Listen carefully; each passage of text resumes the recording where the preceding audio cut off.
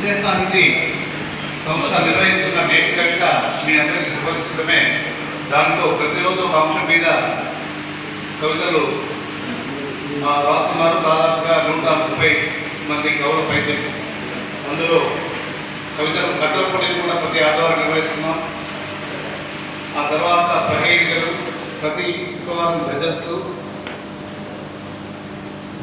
ఇవన్నీ కూడా నేటి కవిత శీర్షికన ఉదయ సాహితీ వారు నిర్వహిస్తుంది.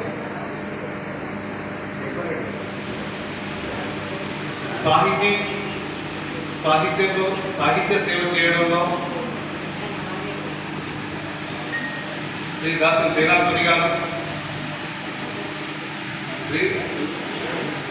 శ్రీదాస్యం లక్ష్మయ్య గారు, నంది శ్రీనివాస్ గారు, వీరంతా కూడా అవిరళ సేవ చేస్తున్నారు. వారి అడుగుజాడలో మేము కూడా నడుస్తామని మీకు తెలియజేసుకుంటూ జై హింద్.